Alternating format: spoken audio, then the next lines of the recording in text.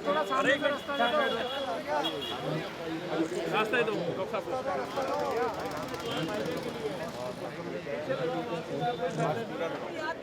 माता दी, भारत माता दी।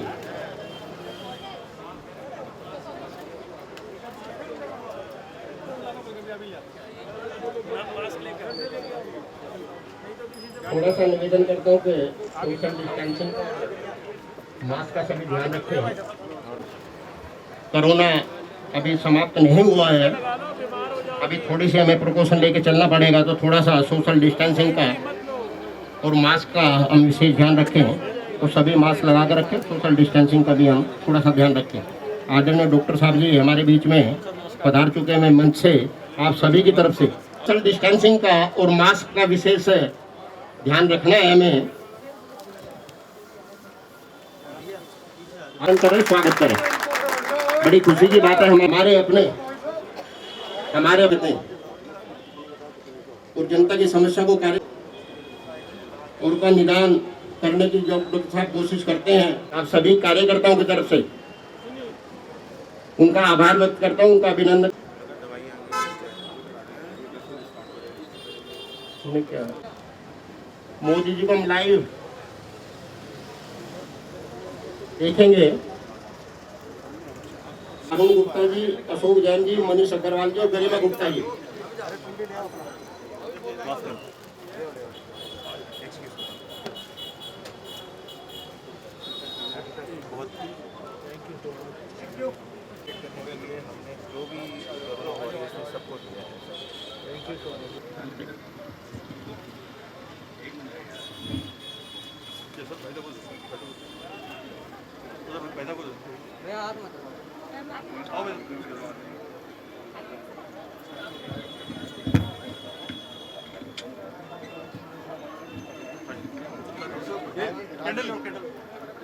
किन्होंने इस बीमारी पर काबू पाया है।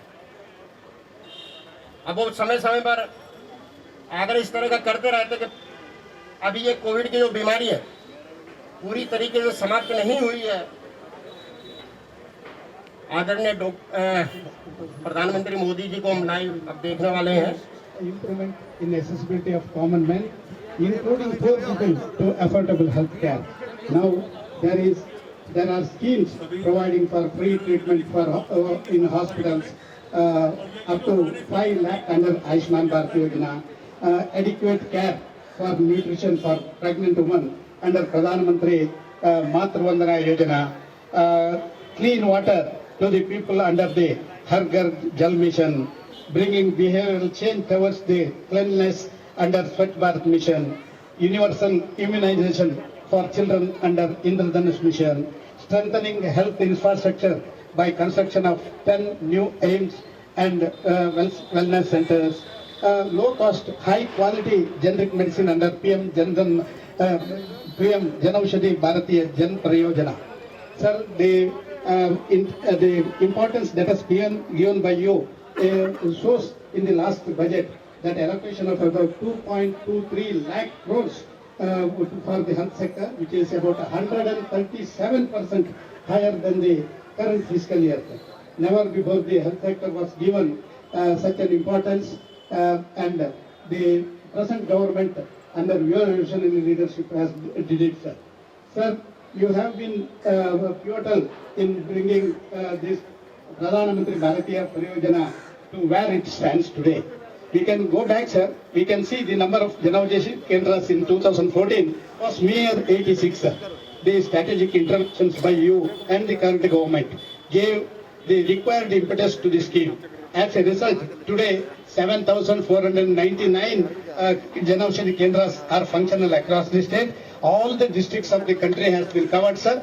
And today you are going to inaugurate one more Janaushadhi Kendra, which takes the tally to 7,500, sir. The product basket is also like that, sir. In the year 2014, only 131 products were in the basket, sir. Today, 1,449 medicines and 204 surgical items are included in the basket, sir. The total turnover, sir, a mega jump has been taken, sir. See, in 2004, it was mere 7.29 crores, sir. In the year 2013-14, today it has gone to 6,000 crores during the year 2021, sir. Sir, the scheme has a cascading effect on the citizens, sir. Approximately 1 to 1.25 crore people are taking medicines from Jan Aushadhi Kendras every month, sir. Sir, a special mention need to be made, sir. This scheme has led to an annual savings of approximately 3,600 crores to the common citizens of the country, sir. Sir, in fact, if I fail to, if I don't mention, certainly the popularity of the Kendras can be judged from the fact that the people refer these Kendras as Pradhan Mantri Ka Dukan, sir. Sir, even during the COVID-19 pandemic, sir, the our PM-BJP Kendras have rendered essential services to the nation. All the Kendras maintaining their operations regularly, sir. We can see by the statistics, sir, the growth rate for the first 2 quarters in the year 2021 is 60% when it is compared to the earlier years, sir. Sir, I am sure the scheme under your able leadership and vision will grow further and enable us to serve the citizens with greater motivation. We look forward to your continued blessings, sir. With these words, sir, once again, I welcome you to this mega event, sir. I welcome all the participants across the country, sir. Thank you, sir. Thank you, Minister, sir. Sir, the development progress of the Northeast region is a priority for this government.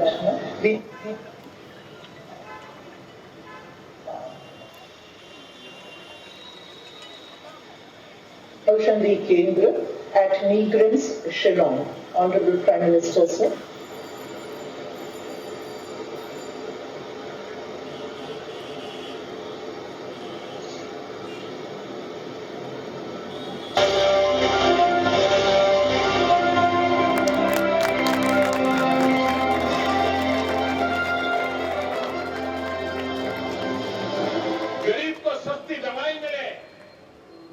गरीब को दवाई के बिना मरने की नौबत न आए, इसलिए पूरे देश में जन औषधि भंडारों का अभियान चलाया है। प्रधानमंत्री जन औषधि परियोजना के अंतर्गत आज पर्वतीय क्षेत्रों के आंतरिक भागों से लेकर मेट्रो सिटी तक 7,499 जन औषधि केंद्र कार्यरत हैं। इन केंद्रों पर 1,400 से अधिक दवाइयां एवं सुविधा पैड और सिरिंज जैसे 204 प्रकार के सर्जिकल उपकरण बाजार की तुलना में 50 से 90% कम दाम में मिल रहे हैं एवं प्रत्येक दिन तकरीबन 10 लाख मरीजों को सस्ती दवाइयां प्रदान करके पिछले 6 वर्षों में जरूरतमंद लोगों के 9,000 करोड़ रुपए की बचत हो पाई है।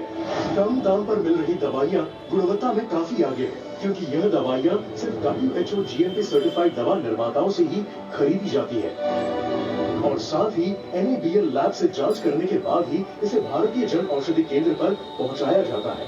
जन औषधि केंद्र के संचालकों को 5 लाख रुपए तक की सहायता और महिला उद्यमी, दिव्यांग, अनुसूचित जाति व जनजाति, उत्तर पूर्वीय राज्य व पर्वतीय क्षेत्रों के आवेदकों को अतिरिक्त 2 लाख रुपए तक की वित्तीय सहायता के साथ वर्ष 2014 से अब तक केंद्रों की संख्या भी बढ़ी है और दवाइयों की बिक्री में भी उल्लेखनीय प्रगति मिली है।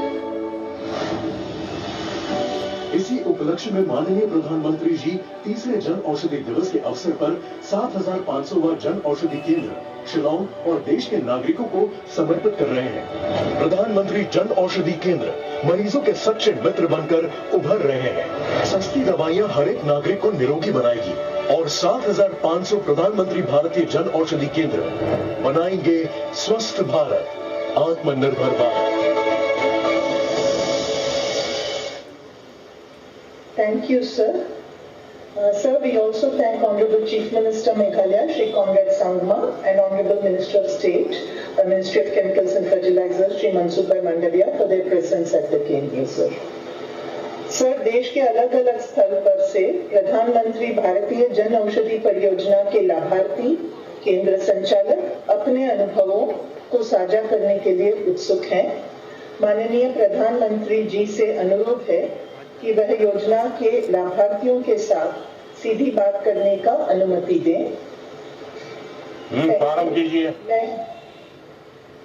पहले हिमाचल प्रदेश के शिमला जिले के थियोग तहसील से श्रीमती कृष्णा वर्मा को आमंत्रित करती हूँ कि वह माननीय प्रधानमंत्री जी के साथ बात करें। श्रीमती कृष्णा वर्मा। कृष्णा जी नमस्ते। नमस्ते जी। कृष्णा जी बताइए। सर मैं जिला शिमला के सरोग गांव की रहने वाली हूँ सर, और मैं पिछले 20 सालों से हाई बीपी, शुगर और दिल की मरीज हूँ सर। और मैं पहले सर इसके लिए मुझे दवाइयाँ खानी पड़ती है सर उम्र भर के लिए। और जो मैं पहले जो मुझे ये दवाइयाँ प्राइवेट दुकानों में 5-6 हजार में मिलती थी, तो जब सर मैं एक दिन दवाई लेने जब हॉस्पिटल आई तो मुझे वहाँ किसी ने बताया कि प्रधानमंत्री जी द्वारा जन औषधि की जो दुकान खोली गई है उसमें बहुत सारी सस्ती दवाइयाँ मिलती है। तो सर मैं जब वहाँ पे गई तो मुझे जो दवाइयाँ पहले 5-6 हजार पर एक महीने में देने पड़ते थे सर, और वो मुझे अब 1800 रुपए में मिल रही है। सर मैं पेशे से एक किसान हूँ और हम अपना गुजारा हम इस खेती बाड़ी से ही कर रही हूँ। और मैं मेरे पति और मेरा पूरा परिवार किसानी से जुड़ा हुआ है सर। और मुझे जब आपकी मोदी जी की दुकान से जो दवाइयाँ मिलती है, मेरे बहुत सारे पैसों की बचत हो रही है सर, और उससे मैं घर का खर्च भी चलाती हूँ और बुढ़ापे के लिए अपनी सेविंग भी कर रही हूँ सर। पहले लगता था जब हमें बहुत सारे पैसे देने पड़ते थे, मैं सोचती थी सर कि मैं या तो अपना इलाज करवाना छोड़ दूं या मैं मर जाऊं, क्योंकि मेरे घर परिवार पर पैसों का बहुत बोझ पड़ता था सर। इसलिए मैं सोचती थी कि मैं अपना इलाज ना करवाऊं। पर सर जब से आपकी मोदी जी की दुकान से दवाइयाँ लेती हूँ मुझे बहुत फायदा हो रहा है, और वह मेरे जीने की आशा जगी है कि मैं अब नहीं अपना इलाज रोकूंगी। आप हमारे हिमाचल, हमारी देवभूमि के लिए आप देवदूत बनकर आए हैं सर। और मैं अपने आसपास की महिलाओं को, गरीब महिलाओं को, अपने रिश्तेदारों को भी बोलती हूँ कि आप जाइए मोदी जी की दुकान से जनौषधि से दवाइयाँ लीजिए, और आप अच्छे से अच्छी वहाँ पे दवाइयाँ मिलती है और आप वहाँ से दवाइयाँ लीजिए और अपना पैसा भी बचाइए सर। आपने हम गरीब मरीजों, महिलाओं, किसान, बागवानों को जो आपने किया है उसके लिए मैं उन सब की तरफ से आपका बहुत बहुत धन्यवाद करती हूँ सर। हाँ जी कृष्णा जी, मुझे अच्छा लगा। थियोग वालों के दर्शन मुझे हो रहे हैं। हाँ जी सर। शायद आपको मालूम है कि नहीं मुझे पता नहीं, मैं पहले थियोग बहुत आया करता था। हाँ क्योंकि जी मेरा एक कार्य क्षेत्र था तो मेरा थियोग आना बहुत स्वाभाविक था। लेकिन मैं हैरान हूँ, थियोग में तो 25-50 कदम भी सीधी सड़क नहीं है, ऊपर चढ़ना उतरना पड़ता है। उसके बाद भी आपको डायबिटीज कैसे हो गया? पता नहीं सर कैसे हो गया है, तो मुझे नहीं मालूम। अभी कितना पैसा पहले खर्च होता था, अभी कितना होता है? सर 1800 रुपया खर्च होता है सर। अब पहले कितना होता था? 5-6 हजार एक महीने में देना पड़ता था सर, और ये दवाइयाँ मुझे खानी भी जीवन भर है सर। कृष्णा जी देखिए, दवाइयाँ तो जरूर खानी पड़ेगी क्योंकि अब ये बीमारी ऐसी है कि घुस गई है, लेकिन आप भी कुछ योगा वगैरह करते रहिए, जरूर उससे लाभ होगा। डायबिटीज के लिए भी कुछ योगा है, इसका लाभ लेना चाहिए। लेकिन मुझे बहुत अच्छा लगा, थियोग के लोगों के मुझे दर्शन हो रहे हैं, बहुत बड़ी संख्या में लोग वहाँ बैठे हैं, सबको मुझे दर्शन करने का सौभाग्य मिला है। और मुझे बहुत अच्छा लगा कि आप भी औरों को इस काम के लिए प्रेरित करती हैं, मोदी की दुकान पर लोगों को भेजती हैं। आप लोगों के पैसे बचेंगे तो अच्छे काम में आएंगे, और सरकार की कोशिश यही है कि दवाई के पीछे जो खर्च होता है, जो गरीब परिवार, मध्यम वर्ग के परिवार को उसके कारण बहुत तकलीफ हो जाती है, लेकिन आपने ये बात को ठीक से पकड़ा, लोगों को पहुंचाया। मेरी तरफ से आपके उत्तम स्वास्थ्य के लिए मैं प्रार्थना करता हूं। और थियोग में तो बीमारी होनी ही नहीं चाहिए जी। मैं थियोग इतना बढ़िया जगह है, वहां बीमारी नहीं घुसनी चाहिए। चलिए, बहुत बहुत शुभकामनाएं आपको। जी सर, मैं भगवान से प्रार्थना करती हूँ सर कि आप दीर्घायु हो, आप बागवानों, गरीबों और किसानों के हितैषी हैं सर। मैं भगवान से प्रार्थना करती हूँ कि आप दीर्घायु हो, हम गरीबों, बागवानों, किसानों के लिए ऐसे ही कार्य करते रहें। बाद आप माताओं बहनों का आशीर्वाद ही मेरे लिए बहुत कुछ है। और हिमाचल का तो हर परिवार देवदूत परिवार है। हर परिवार ने देश की रक्षा के लिए बच्चों को दिया है, तो हिमालय तो अपने आप में देवदूत का भूमि है। हाँ जी सर। साथ में मैं माननीय मुख्यमंत्री श्री जयराम ठाकुर जी का भी तहे दिल से धन्यवाद करूंगी सर।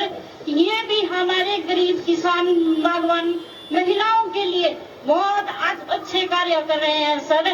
बाकी यहाँ बैठे जो और भी गणमान्य व्यक्ति हैं, मैं उनका भी तहे दिल से शुक्रिया अदा करती हूँ। बहुत धन्यवाद, बहुत धन्यवाद सर। धन्यवाद Krishna ji. Sir thank you. अभी हम मध्य प्रदेश में भोपाल में सर श्रीमती रुबीना जी और उनके बेटे मोहम्मद जैयद साहब जो लाभार्थी हैं इस योजना के, उनसे। रुबीना जी नमस्ते। नमस्ते जी मोदी जी। मोहम्मद क्या पढ़ते हो? जी सर कुछ नहीं करते मोदी जी। मोहम्मद पढ़ते हैं क्या? जी नमाज पढ़ते हैं जी। हाँ नमस्ते। नमस्ते जी मोदी जी। मैं भोपाल से बोल रही हूँ। मेरा कहना है, मैं रुबीना जी बोल रही हूँ भोपाल से। जी मेरे बताइए। पति बस पे कंडक्टरी करते हैं, जिसकी तनख्वाह 5,000 रुपए महीना है। और मेरे बेटे को दिमाग की बीमारी, इसकी वजह से झटके आते हैं और उसका थोड़ा सा दिमाग माइंड डिस्टर्ब भी है। और जो 5,000 रुपए महीने की दवाइयाँ मैं इसको खिलाती हूँ, मैं अपना घर से खर्चा पूरा नहीं कर पाती, बहुत परेशान हूँ मैं।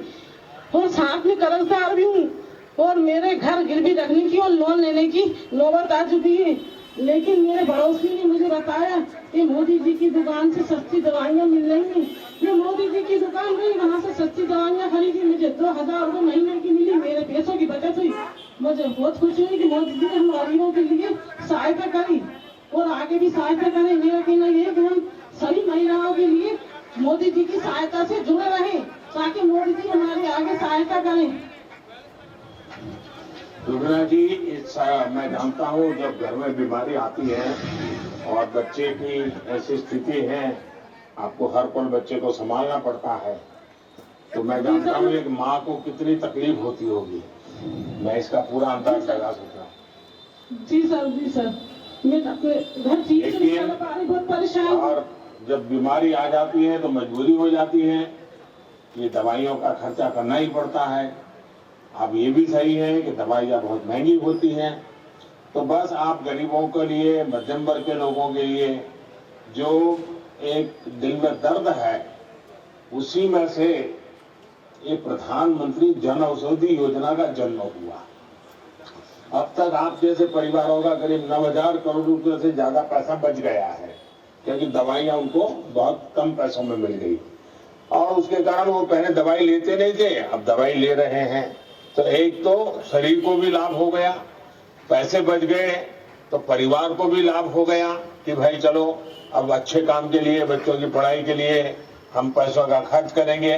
तो मुझे बहुत अच्छा लगा और आपसे मेरा यही आग्रह होगा कि जिनसे भी आप जानते हैं, पहचानते हैं, अगर उनको दवाइयाँ खानी पड़ रही है तो उनको जरूर बताइए कि आप ये जन औषधि केंद्र से दवाई लीजिए। लोग उसको मोदी की दवाई दुकान कहते हैं, तो मोदी की दुकान से खरीदिए और जाकर के अपने पैसे भी बचाइए और दवाई लेने में कभी कोताही मत बरतिए। पैसों के अभाव में दवा न लें, ये स्थिति नहीं होनी चाहिए। इसलिए मैं सब मेरे भाइयों बहनों से यही कहूंगा कि कम पैसों में दवाई मिल जाती है और दवाई अच्छी होती है। आप विश्वास के साथ इसको कीजिए। बस मेरी आपको शुभकामना है, बहुत जल्दी स्वस्थ हो जाए और आपके बेटे का जीवन भी बहुत अच्छा बन जाए। बहुत बहुत शुभकामनाएं। बहुत शुक्रिया। आपको बहुत बहुत। शुक्रिया श्रीमती रुबीना जी। अब सर हम अहमदाबाद में प्रधानमंत्री भारतीय जन औषधि परियोजना के जन औषधि मित्र श्री राजू भाई बयानी और इनके टीम को आमंत्रित करते हैं सर। राजू भाई नमस्ते। नमस्ते मोदी साहब। नमस्ते नमस्ते। राजू बताइए। सर मेरा नाम राजू भायानी है, मैं अहमदाबाद का रहवासी हूँ। सर मैं करीबन अहमदाबाद में कहाँ रहते हैं राजू जी? सर मैं नया निकोल में रहता हूँ। सर करीबन 2 साल से मैं प्रधानमंत्री भारतीय जन औषधि परियोजना के साथ जुड़ा हुआ हूँ। सर हम लोगों ने जब ये कोरोना की महामारी में हम सब जन औषधि मित्रों ने मिलकर एक अभियान की शुरुआत की थी। हम लोगों ने सर घर घर जाके हमारे जो मरीजों है, जो रेगुलर पेशेंट है बीपी डायबिटीज, उनको दवाइयाँ पहुंचाई है। सर उसके बारे में मैं थोड़ा 1-2 मिनट बोलना चाहता हूँ। सर हमने देखा कि जैसे कोरोना की महामारी में लॉकडाउन आगे बढ़ता गया तो हमारे वहाँ मरीजों की संख्या बहुत कम आने लगी, क्योंकि सब लोगों को डर लगता था कोरोना का। जो बुजुर्ग थे उनको तो ज्यादा लगेगा। उस वक्त सर माहौल ही ऐसा था, हम सबको पता है। सर मेरे घर में भी एक हादसा हो गया, मेरे फादर की कोरोना की वजह से डेथ हो गई है। इसलिए उस समय सर हमें विचार आया कि मेरे साथ तो हुआ है मेरे परिवार में, तो किसी के परिवार में ऐसा ना हो, ऐसा कुछ हम कर सकते हैं। तब मैंने हमारे जो स्टोर ओनर है प्रदीप भाई, उनके साथ बात की और एक अभियान के बारे में बताया। तो उन्होंने बोला है अच्छा काम है, हम करते हैं। तो हमारे ऊपरी अधिकारी के मिलकर सब हमने ये अभियान की शुरुआत की। तो हमारे पास जो डेटाबेस था उनसे हमने धीरे धीरे 2, 3, 4, 5 कस्टमर से बात की हमारे। तो उन लोगों ने बोला हाँ हमारे पास मेडिसिन तो नहीं है, लेकिन हमें क्या है अभी बाहर आने में बहुत डर लगता है, तो ऐसा कुछ हो सके तो हमारे लिए बहुत अच्छा होगा। तो सर हमने धीरे धीरे हमारे जन औषधि मित्रों के साथ मिलकर एक अभियान शुरू कर दिया। करीबन हमने सर अभी 8 से 10 हजार मरीजों को दवा पहुंचाई है। हमारे साथ एक पूरी अभी सर 250 लोगों की टीम है। और एक बात, जब हम दवा पहुंचाने जाते थे तो बुजुर्ग बोल रहे थे कि आप हमारे लिए मेडिसिन नहीं, मोदी जी की दुकान की आप मेडिसिन ला रहे हो। पर सर वो लोग आशीर्वाद देते थे कि मोदी जी लंबी उम्र तक जिए और ऐसे योजना बना रहे और काम करते रहे। और सर धीरे धीरे हमारा अभियान पूरे अहमदाबाद में फैल गया। और एक बार कि हम एक बुजुर्ग ने तो हमें ऐसा बोला सर, मैं गया तो आप हनुमान जी के सेवक हमारे लिए संजीवनी लेके आ रहे हैं। तो मैंने बोला सर कि आप ऐसा क्यों बता रहे? तब बोला कि जब लक्ष्मण जी मूर्छित हुए थे तो उनके लिए हनुमान जी संजीवनी लेके आए थे और उनको जीवन दान मिला था। तो ऐसे ही हम जैसे कई मरीज है जिनके लिए मोदी जी एक दुकान से संजीवनी दे रहे हैं और हम जी रहे हैं। तो सर बहुत सारे आशीर्वाद मिल रहे थे और आपके लिए दुआ है, हम लोगों को भी सब बड़ी लोगों के आशीर्वाद मिल रहे हैं। और सर लास्ट में मैं एक चीज बोलना चाहता हूँ कि हमने कभी सोचा भी नहीं था कि हमारे देश इतनी जल्दी एक टीका का आविष्कार कर देगा। सर 1 नहीं 2 नहीं 3 कंपनियों ने हमारे वहाँ टीका का आविष्कार कर दिया। और सर इतनी बड़ी जनसंख्या में आपके आगेवानी में अभी जो टीकाकरण हो रहा है, हम तीसरे स्टेज पर तो पहुंच गए। कई सारे बुजुर्ग को अभी टीकाकरण हो रहा है। तो सर और एक बार कि हमारे वहाँ तो टीकाकरण हो रहा है। सर आपने कई ऐसे देश है जहाँ पर टीका की उपलब्धि नहीं है, वहाँ पर भी आप पहुँचा रहे हैं। तो सर इनके लिए हम सब जन औषधि मित्रों की तरफ से मैं तो सैल्यूट देना चाहता हूँ सर। राजू जी सबसे पहले तो मैं आपको और आपके सभी नौजवानों को बधाई देता हूं। जब मैं आपकी बातें सुन रहा था तो ये सिर्फ मुझे ही प्रभावित करती थी ऐसा नहीं, मुझे ही प्रेरित करती थी ऐसा नहीं, लेकिन ये बातें आज दूरदर्शन के माध्यम से, टीवी के माध्यम से देश के जितने युवा सुन रहे हैं उन सबको आप प्रेरित कर रहे हैं, प्रेरणा दे रहे हैं। क्योंकि आपने कोरोना के संकट में अपने पिताजी को खोया, लेकिन उसमें से आपने समाज के लिए कुछ करने का संकल्प लिया और आपने धीरे धीरे 200-250 साथी बना लिए और घर घर आज भी आप जन औषधि पहुंचा रहे हैं। आप हर परिवार का कितना पैसा बचा रखे और दवाई सस्ती मिलने के कारण वो दवाई के पीछे जरूरी जो भी खर्च करना पड़े वो करता भी है, तो कईयों की जिंदगी बचा रहे हैं। तो सचमुच में आप बहुत उत्तम काम कर रहे हैं। मैं आपके इस रचनात्मक काम के लिए, और लोग जो कहते हैं ना कभी कभी कि हमारे देश के नौजवान तो बस हुड़दंगबाजी करते रहते हैं, आपने सिद्ध कर दिया है कि ऐसा नहीं है। हमारे देश के नौजवान अगर उनको सही रास्ता दिखाया जाए, सही काम उनके पास हो तो अपना जीवन खपा देते हैं, और ये आपने करके दिखाया है। और देश में ऐसे कई नौजवान हैं वो करते रहते हैं, और वही हमारे देश की बड़ी ताकत है। और इसलिए मैं आपको बधाई। मैं एक छोटा काम बताऊंगा अब आपको, तो इतना बढ़िया काम करते हैं तो मन करता है कि आपको एक काम बता दूं। देखिए, जो सरकार के वैक्सीनेशन सेंटर है जहाँ टीका लगता है, आप वहां पर अपने साथियों की ड्यूटी लगाइए, और जो बुजुर्ग लोग हैं उनका वैक्सीन हो जाए, उनका जो फॉर्म भरना होता है वो भरना हो जाए, उनको बैठने की व्यवस्था हो जाए, पीने के पानी की व्यवस्था हो जाए। आप देखिए, आपको बहुत आशीर्वाद मिलेंगे। हाँ, तो करेंगे आप लोग?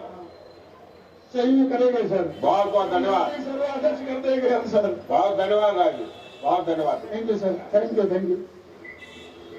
राजू भाई आभार। अब सर हम दीव में मारुति नगर में श्री इरशाद अहमद रफीक भाई को आमंत्रित करते हैं कि वो आपसे बात करें। इरशाद नमस्ते। नमस्ते साहब जी। हाँ रफीक जी बताइए। कैसे हो साहब? मैं इरशाद रफीक भाई कुरैशी बोल रहा हूँ। दीव संचालक हूँ मोदी मेडिकल स्टोर। मैं आपको बताना चाहूँगा मेरे एक्सपीरियंस कि मुझे 3 महीने ही हुए हैं ये मोदी मेडिकल स्टार्ट किए हुए। तो मैं पहले एक छोटे से मेडिकल स्टोर में फार्मेसिस्ट की जॉब करता था और मेरी तनख्वाह थी 8,000 रुपये ओनली। और पहले से ही मेरा ड्रीम था कि मैं मेडिकल स्टोर खोलूं, लेकिन मेडिकल स्टोर वो भी हो कि जिसमें सेवा भी कर सकूं। तो प्रधानमंत्री जन औषधि केंद्र से बढ़िया कोई ये मौका नहीं था कि जिसमें सेवा भी हो और कमाई भी हो। तो आज 3 महीने में मेरी आवक 3 गुना हो चुकी है जी, आपके आशीर्वाद से। अभी कितने लोग जन औषधि का फायदा उठाते हैं? अभी 1 महीने में मैं आपको बताऊं तो 1400 से 1500 आदमी फायदा उठा रहे हैं, और ये यहाँ पे मोदी मेडिकल के नाम से ही फेमस हो चुका है सर। लेकिन और जो दवाई की दुकान वाले हैं वो अब आपको गुस्सा करते होंगे कि भाई हम तो दवाई पहले इतने बेचते हैं, तुम कहाँ से मोदी को ले आए? हम तो इतनी सस्ती दवाई देते हैं तो हमारा तो दुकान बंद हो जाएगा, लोग चिल्लाते होंगे। तो इसमें तो सर ये सेवा है, उनको सबको साथ देना चाहिए, सबका साथ सबका विकास है ये। तो देखिए, आपने अच्छा काम किया है और आपने पढ़ाई फार्मेसी की और दुकान खुद की बनाने का मन कर गया, लेकिन फिर भी आपने सेवा भाव से दुकान चलाने वाले काम में जुड़ गए। तो आप तो एक प्रकार से मेरे बहुत अच्छे मजबूत सहयोगी बन गए हैं, क्योंकि जितने जन औषधि केंद्र चलाते हैं वे मुनाफे के लिए नहीं चलाते। आज 7500 750 करीब 7500 जन औषधि केंद्र में जो लोग बैठे हैं वो एक प्रकार से समाज सेवा के मेरे सबसे बड़े साथी बन गए हैं। रफीक, आप भी उसमें से एक हैं। मेरा यही आग्रह रहेगा कि लोगों को ये बार बार बताते रहिए, जिनको इसका फायदा हो रहा है उनको कभी कभी महीने में 1-8 बार इकट्ठा कर लीजिए और किसी को बुलाइए ताकि उनके स्वास्थ्य के लिए अच्छी अच्छी बातें बताएं, क्या खाना क्या ना खाना, कितना समय सोना, कितना समय नहीं सोना। तो एक बहुत बड़ा दीव में तो क्रांति आ जाएगी। और दीव तो ऐसा है कि जो किसी भी चीज में क्रांति कर सकता है, जैसे आप लोगों ने सोलर एनर्जी में किया है, कितना बड़ा अद्भुत काम किया है। Yes sir. दुनिया में लोग कहते हैं नेट न्यूट्रल की बात, आपने दीव वालों ने तो जितनी बिजली चाहिए उससे ज्यादा सोलर की पैदा कर दी है, तो दीव वाले तो कमाल कर सकते हैं। तो मैं रवि चाहूंगा कि बहुत लोगों को आप इससे जोड़िए, लोगों के पैसे बचेंगे, अच्छे काम के लिए लगेंगे और बहुत लाभ होगा। बहुत बहुत धन्यवाद आपको। Thank you Shri Ishwar ji. Sir, अब हम कर्नाटक में मंगलूर में डॉक्टर पद्मनाभ कामत जो जन औषधि को बढ़ावा देते हैं उनको आमंत्रित करते हैं। सर नमस्ते मोदी जी। नमस्ते डॉक्टर कामत। सर, मैंने ये जन औषधि का एक अभियान 3-4 साल से शुरू किया। उसको मैंने जन औषधि जनोपयोगी अभियान बोल के शुरू किया। मेरा एक ऑब्जर्वेशन था कि शाम के समय और रात के समय पहाड़ी जिलों में, दूर की जगह में अगर एक किसी का हार्ट अटैक होता है तो उनको ईसीजी करने में बहुत मुश्किल होती थी। तो लोग दूर दूर से अस्पताल के लिए सफर करना पड़ता था। तो मैंने ये सोचा कि जनऔषधि तो रात के 10-11 बजे तक खुला रहता है, गांव का जिले में है, देश का बहुत जगह पे है। तो हमने एक अभियान चलाया 3 साल पहले। वो अभियान से हमने जनऔषधि में ईसीजी मशीन लगवाया। सर, आरंभ में बहुत लोगों ने मेरा निंदा की सर। धीरे धीरे निंदकों की संख्या भी कम हो गई और उनका बोलती भी बंद हो गई सर। उन्होंने बोला ये पागल है, हार्ट का डॉक्टर है, क्यों जनऔषधि के साथ मिला हुआ है। मैंने बोला मैं जनऔषधि से इसलिए मिला हुआ, मेरे को लोगों की परेशानी मालूम है। और मैं बोलना चाहता हूं सर, जो हमने एक ईसीजी मशीन से 2018 में एक अभियान शुरू किया कायाकल्प बोल के, अभी हमने 6 जिले में सभी जनऔषधि केंद्र में 20 जगह जहां बहुत फुटफॉल्स रहता है, जहां जनऔषधि केंद्र का हमको सहकार है, और वहां ईसीजी मशीन लगवा के उनको ट्रेन करके उनको हमने ईसीजी करने में मदद की सर। अभी उसका वो फलानुभवी बहुत लोग हैं और मैं गर्व से कह सकता हूं सर कि ये 100 से ज्यादा हार्ट अटैक हमने डिटेक्ट किया है और बहुत ही जान बचाई है सर। सर, इस साल का 2 थीम है, सेवा भी और रोजगार भी। मैं भी उसका भागी हूं सर। मेरे को इस साल का थीम पता नहीं था।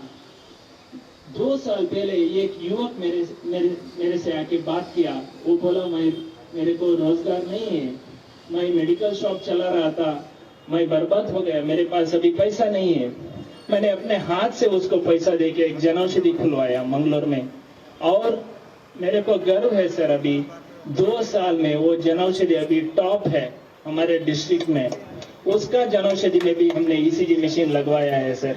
सो मेरा बोलना है सर कि जनऔषधि को जनोपयोगी बनाने से हमारा हैसियत भी बढ़ जाएगा और हमारा वो लोगों में उनका एक इज्जत भी बढ़ जाएगा सर।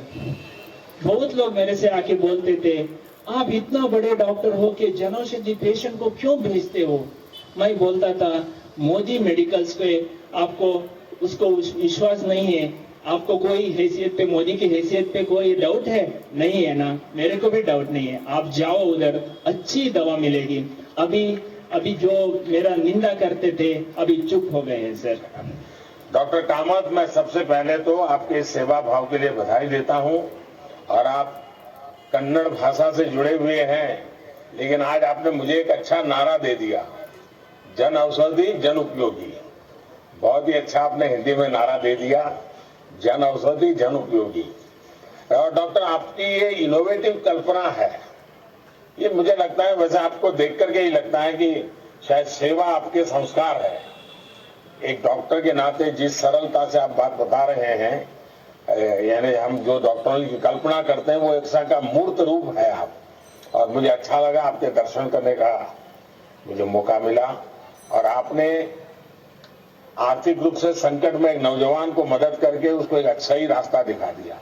और ये ईसीजी वाला आपका प्रयोग है, तो वाकई में मानता हूं जो जन औषधि केंद्र के लोग आज सुन रहे हैं उनको भी ऐसे नए नए आइडियाज आएंगे और वे भी कुछ डॉक्टरों की मदद से जन औषधि केंद्र को एक प्रकार से जन उपयोगी बना देंगे।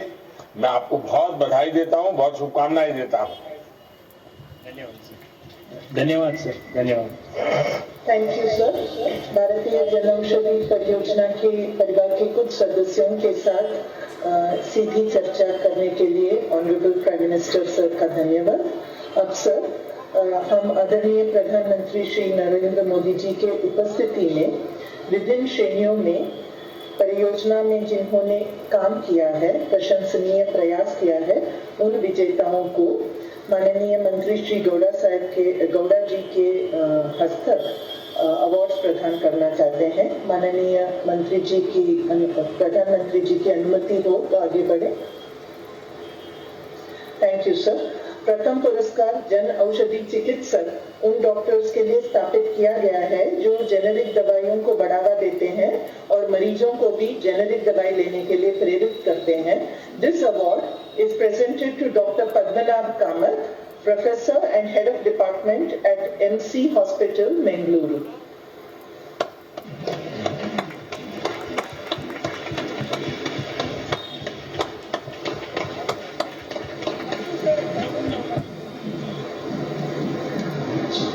दूसरा पुरस्कार जन औषधि सारथी उन स्थानिक वितरक डिस्ट्रीब्यूटर्स के लिए स्थापित किया गया है जिन्होंने अपने क्षेत्र में जन औषधि केंद्रों पे सबसे ज्यादा जन औषधि दवाइयां सप्लाई की है। This award is presented to Shri Gautam Kumar Jain, Bengaluru, Karnataka, for highest supplies by a distributor under the scheme.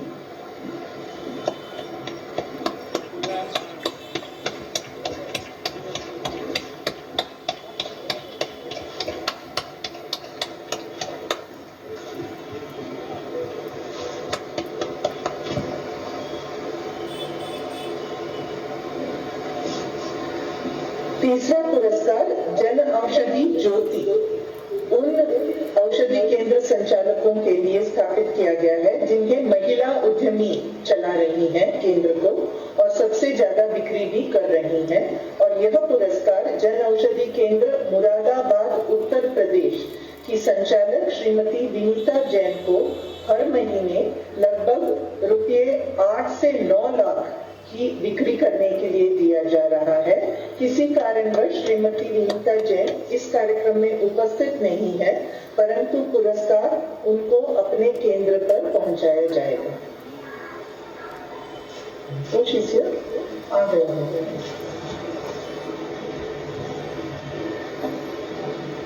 परियोजना परिवार के सदस्यों को पुरस्कार से प्रेरित करने के लिए आपका बहुत बहुत धन्यवाद। अब आदरणीय प्रधानमंत्री जी से नम्र आग्रह है कि अपने संबोधन द्वारा अपने दिशा दर्शक विचारों की अभिव्यक्ति करें।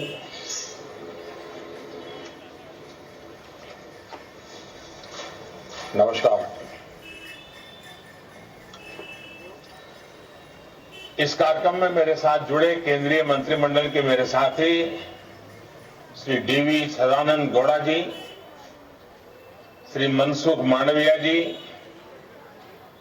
श्री अनुराग ठाकुर जी, हिमाचल प्रदेश के मुख्यमंत्री श्री जयराम ठाकुर जी, मेघालय के मुख्यमंत्री श्री कोनार्ड के सांगमा जी, डिप्टी CM श्री प्रेस्टोम तिनसोंग जी, गुजरात के डिप्टी CM भाई नितिन पटेल जी, देश भर से जुड़े जन औषधि केंद्र संचालक, लाभार्थी महोदय, चिकित्सक और मेरे भाई और बहनों, जन औषधि चिकित्सक, जन औषधि ज्योति और जन औषधि सारथी, ये 3 प्रकार के महत्वपूर्ण अवार्ड प्राप्त करने वाले, सम्मान पाने वाले मैं सभी साथियों को बहुत बहुत बधाई देता हूं।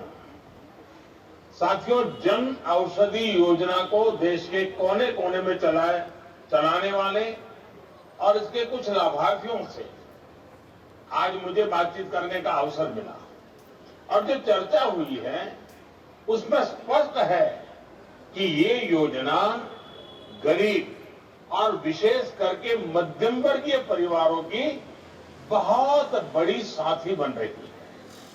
ये योजना सेवा और रोजगार दोनों का माध्यम बन रही है। जन औषधि केंद्रों में सस्ती दवाई के साथ साथ युवाओं को आय के साधन भी मिल रहे हैं। विशेष रूप से हमारी बहनों को, हमारी बेटियों को जब सिर्फ ₹2.5 में सैनिटरी पैड्स उपलब्ध कराए जाते हैं तो इससे उनके स्वास्थ्य उस पर एक सकारात्मक असर पड़ता है। अब तक 11 करोड़ से ज्यादा सैनिटरी नैपकिन्स इन केंद्रों पर बिक चुके हैं। इसी तरह जन औषधि जननी इस अभियान के तहत गर्भवती महिलाओं के लिए जरूरी पोषण और सप्लीमेंट्स भी अब जन औषधि केंद्रों पर उपलब्ध कराए जा रहे हैं। इतना ही नहीं, 1000 से ज्यादा जन औषधि केंद्र तो ऐसे हैं जिन्हें महिलाएं ही चला रही है। यानी जन औषधि योजना बेटियों की आत्मनिर्भरता को भी बल दे रही है। भाई और बहनों, इस योजना से पहाड़ी क्षेत्रों में, नॉर्थ ईस्ट में, जनजातीय क्षेत्रों में रहने वाले देशवासियों तक सस्ती दवा देने में भी मदद मिल रही है। आज भी जब 7,500वें केंद्र का 75वें केंद्र का लोकार्पण किया गया है तो वो शिलोंग में हुआ है। इससे स्पष्ट है कि नॉर्थ ईस्ट में जन औषधि केंद्रों का कितना विस्तार हो रहा है। साथियों, 7500 के पड़ाव तक पहुंचना इसलिए भी अहम है क्योंकि 6 साल पहले तक देश में ऐसे 100 केंद्र भी नहीं थे और हम हो सके उतना जल्दी तेजी से 10,000 का टारगेट पार करना चाहते हैं। मैं आज राज्य सरकारों से, विभाग के लोगों से एक आग्रह करूंगा। आजादी के 75 साल हमारे सामने महत्वपूर्ण अवसर है। क्या हम ये तय कर सकते हैं कि देश के कम से कम 75 जिले ऐसे होंगे जहां पर 75 से ज्यादा जन औषधि केंद्र होंगे और वे आने वाले कुछ ही समय में हम कर देंगे। आप देखिए कितना बड़ा फैलाव बढ़ता जाएगा। उसी प्रकार से उसका लाभ लेने वालों की संख्या का भी लक्ष्य तय करना चाहिए। अब एक भी जन औषधि केंद्र ऐसा न हो कि जिसमें आज जितने लोग आते हैं उसकी संख्या 2 गुनी 3 गुनी ना हो। इन 2 चीजों को लेकर के हमने काम करना चाहिए। एक काम जितना जल्दी होगा देश के गरीबों को उतना ही लाभ होगा। ये जन औषधि केंद्र हर साल गरीब और मध्यम वर्ग के परिवारों में के लगभग 3600 करोड़ रुपए बचा रहे हैं और ये रकम छोटी नहीं है जो पहले महंगी दवाओं में खर्च हो जाते थे। यानी अब इन परिवारों के 3600 करोड़ रुपए परिवार के अच्छे कामों के लिए और अधिक उपयोगी होने लगे हैं। साथियों, जन औषधि योजना का तेजी से प्रसार हो, इसके लिए इन केंद्रों का इंसेंटिव भी 2.5 लाख से बढ़ाकर 5 लाख कर दिया गया है। इसके अलावा दलितों, आदिवासियों, महिलाओं और पूर्वोत्तर के लोगों के लिए 2 लाख रुपए का इंसेंटिव अलग से दिया जा रहा है।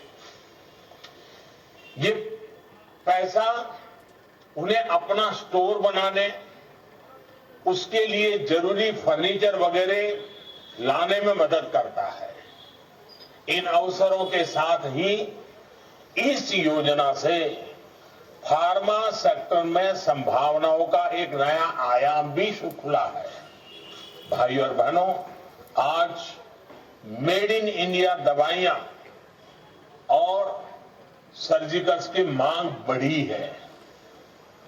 मांग बढ़ने से प्रोडक्शन भी बढ़ रहा है। इससे भी बड़ी संख्या में रोजगार के अवसर पैदा हो रहे हैं। मुझे खुशी है कि अब 75 आयुष दवाएं, जिसमें होम्योपैथी होती है, आयुर्वेद होता है, उसको भी जन औषधि केंद्रों में उपलब्ध कराए जाने का फैसला लिया गया है। आयुष दवाएं सस्ते में मिलने से मरीजों का फायदा तो होगा ही, साथ ही इसमें आयुर्वेद और आयुष मेडिसिन के क्षेत्र को भी बहुत बड़ा लाभ होगा।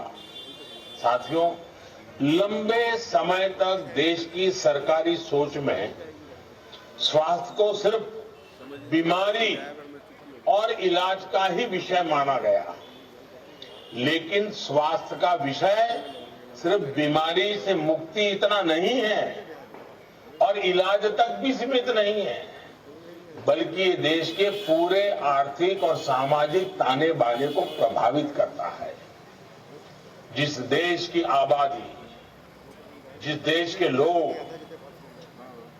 पुरुष हो, स्त्री हो, शहर के हो, गांव को हो, बुजुर्ग हो, छोटे हो, नौजवान हो, बच्चे हो, वो जितने ज्यादा स्वस्थ होते हैं उतना वो राष्ट्र भी समर्थ होता है। उनकी ताकत बहुत उपयोगी होती है, देश को आगे बढ़ाने में, ऊर्जा बढ़ाने में काम आती है। इसलिए हमने इलाज की सुविधा बढ़ाने के साथ ही उन बातों पर भी जोर दिया है जो बीमारी की वजह बनती है।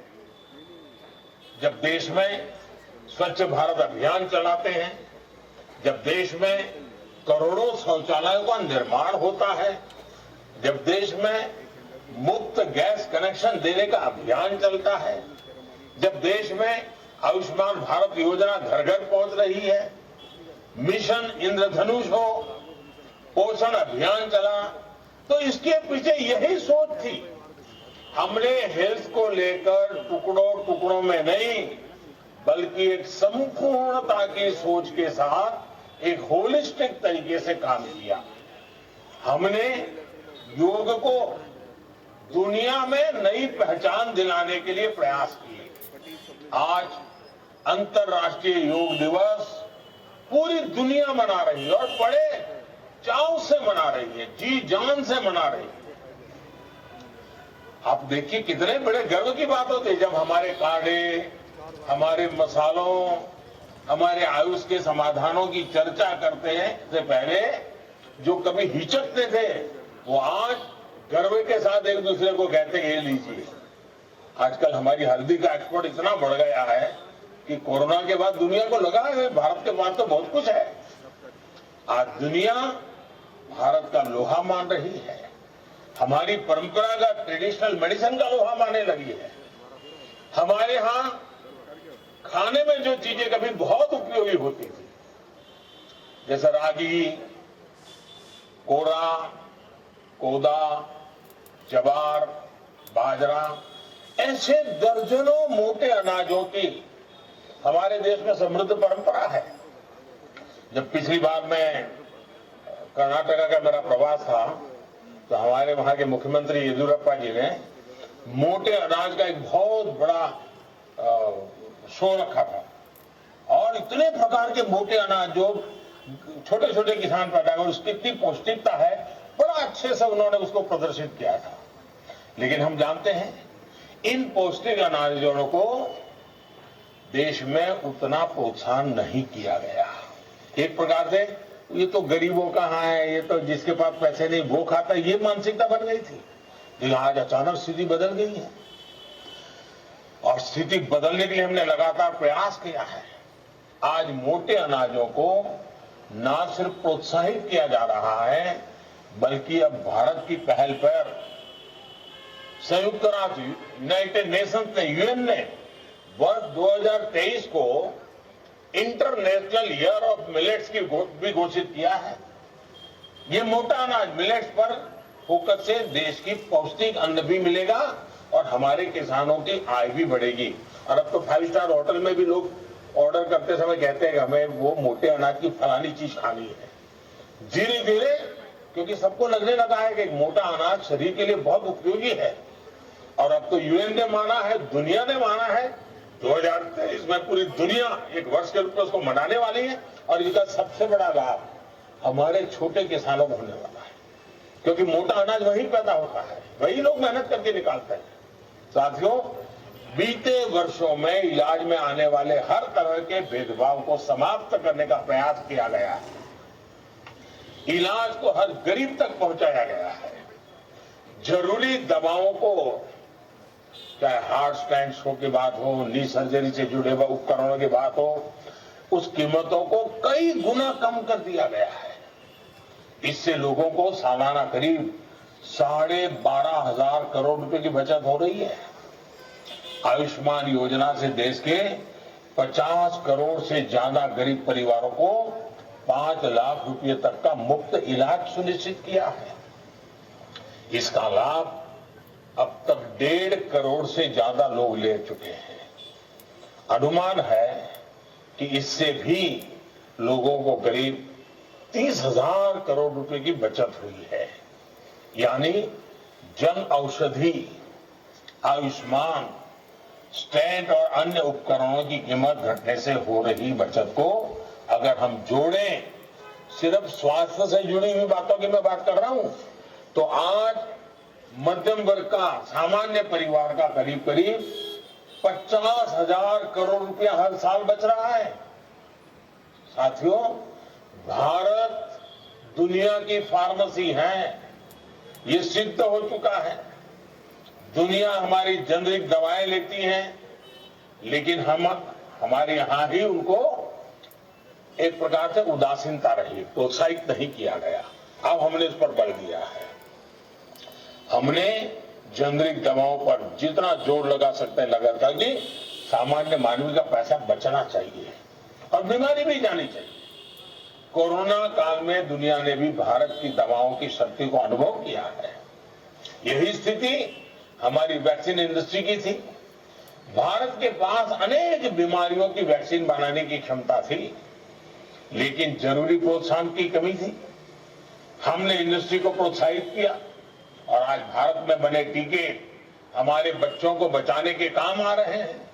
साथियों, देश को आज अपने वैज्ञानिकों पर गर्व है कि हमारे पास मेड इन इंडिया वैक्सीन अपने लिए भी है और दुनिया की मदद करने के लिए भी है। हमारी सरकार ने यहां भी देश के गरीबों का, मध्यम वर्ग का विशेष ध्यान रखा है। आज सरकारी अस्पतालों में कोरोना का फ्री टीका लगाया जा रहा है। प्राइवेट अस्पतालों में दुनिया में सबसे सस्ता, यानी सिर्फ 250 रुपये का टीका लगाया जा रहा है।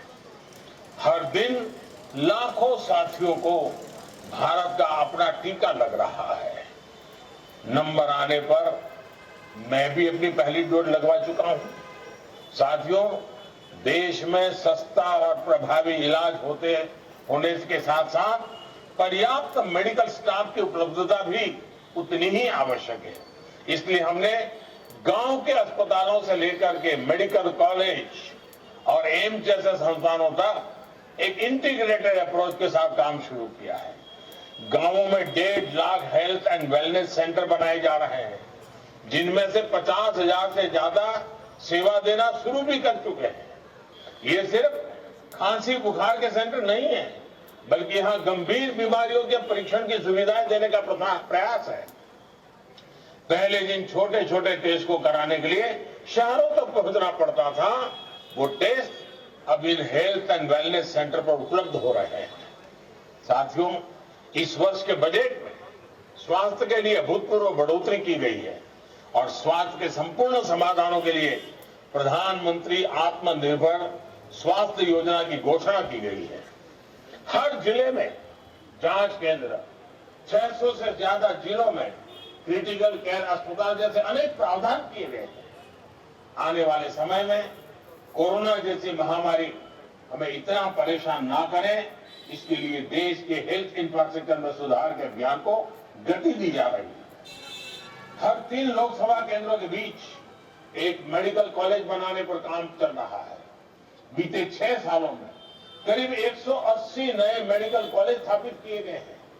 2014 से पहले जहां देश में लगभग 55,000 एमबीबीएस सीटें थी, वहीं 6 साल के दौरान इसमें 30,000 से ज्यादा की वृद्धि की जा चुकी है। इसी तरह पीजी सीटें भी जो 30,000 हुआ करती थी, उनमें 24,000 ज्यादा नई सीटें जोड़ी जा चुकी है।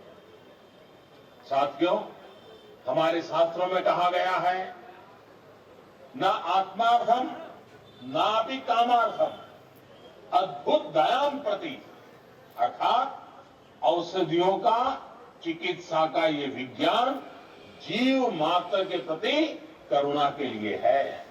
इसी भाव के साथ आज सरकार की कोशिश ये है कि मेडिकल साइंस के लाभ से कोई भी वंचित न रहे।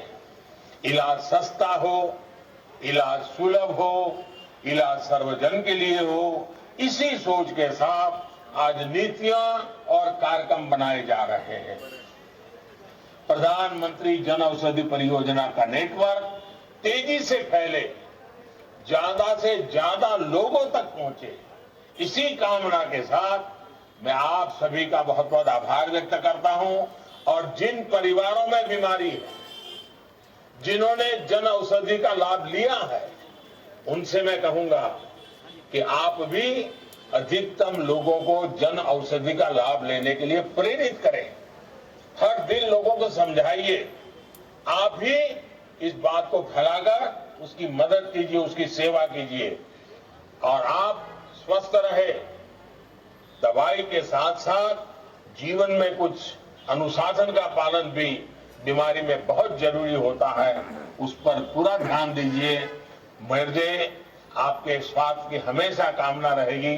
मैं चाहूंगा मेरा देश का हर नागरिक, क्योंकि आप मेरे परिवार के सदस्य हैं, आप ही मेरा परिवार है, आपकी बीमारी यानी मेरे परिवार की बीमारी है, और इसलिए मैं चाहता हूं मेरे देश के सभी नागरिक स्वस्थ रहें। उसके लिए स्वच्छता की जरूरत है, वहां स्वच्छता रखें। भोजन में नियमों का पालन करना है, भोजन में नियम का पालन करें। जहां योग की आवश्यकता है योग करें, थोड़ा बहुत एक्सरसाइज करें, कोई फिट इंडिया मूवमेंट से जुड़े, कुछ न कुछ हम शरीर के लिए करते रहें। जरूर बीमारी से बचेंगे, और बीमारी आ गई तो जन औषधि हमें बीमारी से लड़ने की ताकत देगी। इसी एक अपेक्षा के साथ मैं फिर से एक बार आप सबका बहुत बहुत धन्यवाद करता हूं और सभी को बहुत शुभकामनाएं देता हूं। Thank you sir. औषध विभाग और देश अध्यक्ष भी हैं, और इसके साथ साथ अशोक जैन, अरुणोदय गुप्ता और मनीष अग्रवाल जी, और इसके अलावा भी बहुत सारे प्रमुख लोग हैं।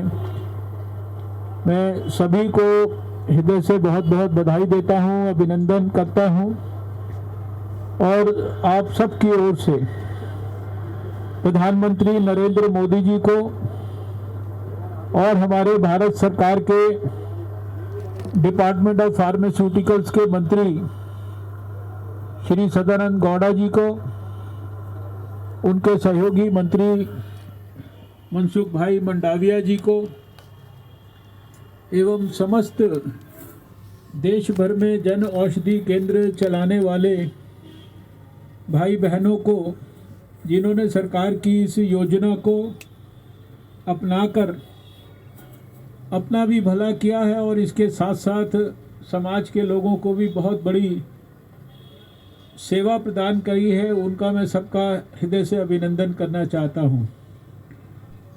आज यहां पर भी एक जन औषधि केंद्र थोड़ी ही देर में प्रारंभ किया जाएगा, और उसको प्रारंभ करने के लिए मैं अरुणोदय गुप्ता जी को भी बहुत बहुत अपनी शुभकामनाएं देता हूं।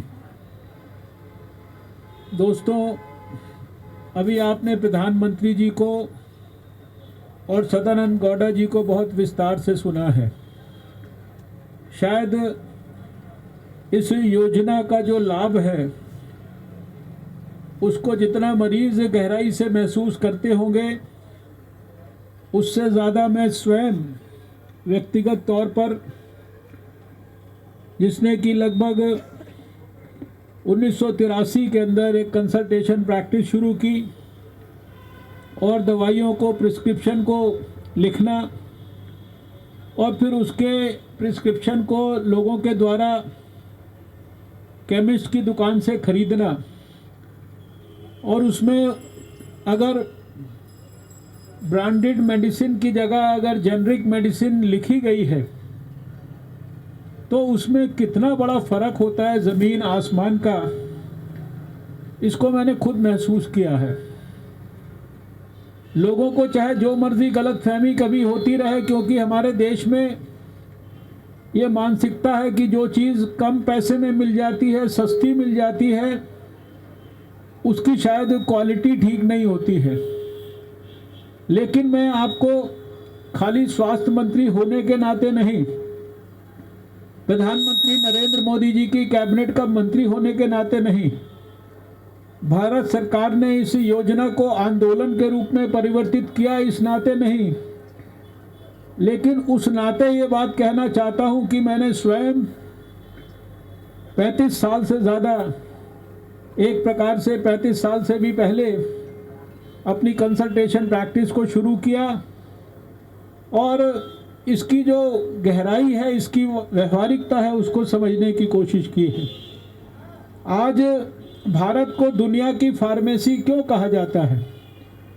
क्योंकि सारी दुनिया को ये जेनरिक मेडिसिन्स शायद सबसे ज़्यादा बड़ी मात्रा में भारत सप्लाई करता है। अब आप इतना समझने की कोशिश करिए, क्या दुनिया के अंदर बड़े बड़े विकसित देश, दुनिया के डेवलपिंग कंट्रीज़, क्या वो भारत से कोई ऐसी दवाई को लेने के लिए तैयार होंगे जो दवाई क्वालिटी के पैरामीटर्स के ऊपर कमज़ोर हो? वहाँ तो यहाँ से ज़्यादा सख्त नियम है और शायद यहाँ से ज़्यादा और भी स्ट्रिंजेंट तरीके से क्वालिटी के कंट्रोल मैकेनिज़म्स हैं। जब कोविड का काल था तो कोविड के काल में दुनिया के 150 देशों को हम हाइड्रोक्सी क्लोरोक्विन दवाई, जो कि कोविड से बचने के लिए प्रिवेंशन की दृष्टि से इम्पॉर्टेंट थी, वो दवाई हम लोग मार्च अप्रैल के महीने में 150 देशों को भेजा करते थे। और आज जब भारत में अभूतपूर्व हमारे अपने वैज्ञानिकों की सहायता से इस विषय में मुझे इसलिए भी और ज़्यादा डूबने का मौका मिला क्योंकि मैं स्वयं विज्ञान और प्रौद्योगिकी का मंत्री हूँ। प्रधानमंत्री जी के आशीर्वाद और मार्गदर्शन से इस वैक्सीन डेवलपमेंट के प्रोसेस को देश में खूब सहायता दी गई। इसकी रिसर्च के लिए ही बड़ी मात्रा के अंदर सैकड़ों करोड़ रुपया जो है भारत सरकार के द्वारा प्रधानमंत्री जी के आशीर्वाद से दिया गया। और आप जानते हैं कि आज 2 वैक्सीन तो सारे देश में, आज सुबह का अगर मैं डाटा देखूं तो 2 करोड़ 10 लाख के करीब लोगों को जो है ये डोजेज जो है अभी तक दी जा चुकी हैं। और इससे भी बड़ी बात ये है कि ये वैक्सीन्स दुनिया के अंदर लगभग 50 से 60 देशों के ज़्यादा देशों में ये वैक्सीन्स भेजी जा रही हैं, या तो गिफ्ट के रूप में, सहायता के रूप में, या फिर कॉन्ट्रैक्ट के रूप में। अब आप सोचिए, ये वैक्सीन जो कि कोविड जैसी खतरनाक बीमारी से हमारे को रक्षा करने का काम करती है, क्या दुनिया का कोई भी देश इस वैक्सीन को, अगर इसकी सेफ्टी ना हो, इसकी एफिकेसी ना हो, इसमें इम्यूनोजेनिसिटी के पैरामीटर्स परफेक्ट ना हो, तो क्या इसको पूरी दुनिया के अंदर कोई देश हमसे लेगा? और शायद बहुत बड़ी संख्या में इतने ही देश हमसे बराबर मांग कर रहे हैं इस वैक्सीन के लिए। बात जो मैं आपसे कहना चाह रहा हूं कि ये जो जन औषधि केंद्र पर जेनरिक मेडिसिन्स हैं, इनके बारे में किसी भी प्रकार की कोई गलतफहमी नहीं होनी चाहिए। भारत की ये जो इंडस्ट्री है इसको सारे दुनिया में रिकॉग्निशन हो चुका है दवाइयों के माध्यम से, और अब वैक्सीन्स के माध्यम से। वैक्सीन, शायद कोविड की वैक्सीन की तो बात हम आज कर रहे हैं, लेकिन जो यूनिवर्सल इम्यूनाइजेशन प्रोग्राम में 1 दर्जन वैक्सीन हम हमारे बच्चों को देते हैं, अधिकांश वैक्सीन्स जो डेवलपिंग कंट्रीज हैं उनके 60% से ज़्यादा जो उनकी रिक्वायरमेंट है वैक्सीन्स की, वो अकेला भारत जो है वो उसको पूरा करता है।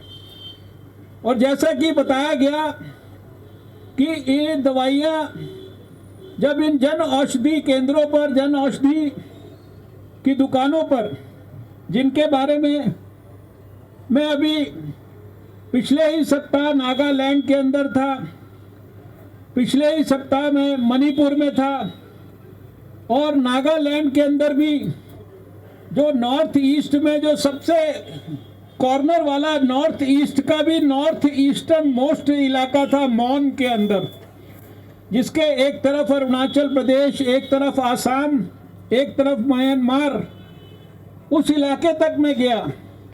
वहाँ पर हेल्थ एंड वेलनेस सेंटर्स तक गया, जन औषधि केंद्रों को भी मैंने देखा। तो इतने दूर तक ये हमारी दवाइयाँ पहुँच चुकी हैं। वहाँ पर भी लोग, यहाँ जो लोग कह रहे थे ऐसा नहीं, लोगों के मन में ये है कि ये मोदी की दुकान है। और जैसा कि इस कार्यक्रम में भी बताया गया कि मेडिसिन की जगह लोग इसको मोडिसिन बोलने लगे हैं, मोडिसिन है ये। और 50% से लेकर 90% तक की दामों के अंदर कमी।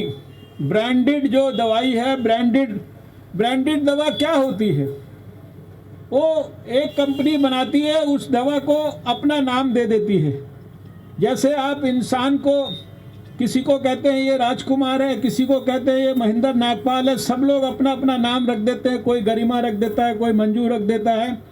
उसी प्रकार से ब्रांडेड जो दवा होती है वो भी हमारी बेसिक दवाई का कुछ ना कुछ नाम अलग अलग कंपनी ने रख दिया, और फिर वो कंपनी उस दवा को एक प्रकार से बड़े दाम के ऊपर बेचती है, जो कि शायद कई गुना ज़्यादा होता है उसकी वास्तविक जो कीमत है उससे। और इसलिए ये जो दवाइयाँ 50 से 90% तक कम दाम पर हमारे लिए उपलब्ध हैं। आपने इसमें भी देखा कि ये दवाइयाँ ऐसी नहीं हैं, ये दवाइयाँ उन कंपनियों से ली जाती हैं जो कंपनियाँ WHO GMP सर्टिफिकेशन प्राप्त होता है। GMP का मतलब होता है गुड मैन्युफैक्चरिंग प्रैक्टिसेस, यानी विश्व स्वास्थ्य संगठन ने जो सारी दुनिया के लिए दवा बनाने के लिए जो पैरामीटर्स स्थापित किए हैं, उन स्थापित पैरामीटर्स जिनको WHO GMP हम कहते हैं, उन पैरामीटर्स के हिसाब से जो दवा कंपनियां बनी हैं, उन कंपनियों में ये दवाइयाँ बनाई जाती हैं। फिर आपने एक और चीज़ अभी इस कार्यक्रम में देखी होगी, ये NABL एक्रेडिटेड होती है, यानी उनके बाद इन दवाइयों को जो उन लेबॉर्ट्रीज में टेस्ट किया जाता है, जो कि जो नेशनल एक्रेडिटेशन का बोर्ड होता है, यानी कि देश की सबसे बड़ी संस्था जो क्वालिटी के ऊपर कंट्रोल करती है, उन लेबॉर्ट्रीज के अंदर इनकी जांच होती है, तब ये जनता के बीच में आती है। इसलिए, और आपने देखा कि किसी का 5,000 रुपये का बजट था, हम सब जानते हैं, जिसको डायबिटीज़ या कोई ब्लड प्रेशर या हार्ट की या कोई भी किडनी की, कोई किडनी ट्रांसप्लांट है, कोई लिवर ट्रांसप्लांट है, कोई कैंसर है, कितनी तरह की चीज़ें हो जाएं तो लगातार दवाइयाँ खानी पड़ती हैं, और हज़ारों रुपया हमारा महीने का दवाइयों का बिल होता है। और फिर उसी को हम बोलते हैं कि वो हमारा आउट ऑफ पॉकेट एक्सपेंडिचर है। कई बार 60, 70% तक आउट ऑफ पॉकेट एक्सपेंडिचर होता है। लेकिन इन दवाइयों के इस्तेमाल से आपने स्वयं प्रत्यक्ष को प्रमाण की क्या जरूरत है? आपने सुना कि किसी का 5,000 रुपया पहले बिल आता था, अब वो 800,000 रुपये के अंदर जो है उसकी दवाई उसके लिए उपलब्ध हो गई। और ये भी आपने सुना कि कितनी गहराई और गंभीरता से ये काम, इसको एक जन आंदोलन बनाने के लिए, इसको सेवा का काम बनाने के लिए, इसके माध्यम से लोगों को रोजगार उपलब्ध कराने के लिए हमारी सरकार ने किस तरह से काम किया है। 2014 में जब प्रधानमंत्री मोदी जी ने शपथ ली थी, तो ये जो कार्यक्रम है ये 2008 के आसपास छोटे फॉर्म पर शुरू हुआ था पिछली सरकार में, और 2008 से लेकर 2014 तक जब हमारी सरकार आई तो देश में 6 साल के अंदर सिर्फ 86 स्थानों पर ये दवाइयाँ जो है इनकी उपलब्धता के लिए ये स्टोर खोले गए थे। सिर्फ देश भर में 135 करोड़ के देश में 86 जगह पर। और आज 6 साल पूरा होने के बाद जब हम 7वें साल में हैं, तो आपने देखा कि अभी 7500वां स्टोर जो है वो आज भारत के अंदर खोला गया। मुझे पता नहीं कि जो अभी स्टोर का यहाँ उद्घाटन होगा ये 7501वां है कि ये इस 7500 के अंदर शामिल है। और इतनी प्रकार की ये जो सर्जिकल डिवाइसेस हैं, इसमें दवाइयाँ भी जो है करीब 1300-1400 किस्म की दवाइयाँ इनमें उपलब्ध हैं। इसमें 200 से ज़्यादा जो सर्जिकल डिवाइस हैं वो इसके अंदर उपलब्ध हैं। और अभी आने वाले हमारे 2-3 साल में हमारा टारगेट है कि ये दवाइयों की संख्या भी 2000 तक हम पहुंचाएंगे, सर्जिकल डिवाइसेस की संख्या भी 300 से ज़्यादा तक पहुंचाएंगे।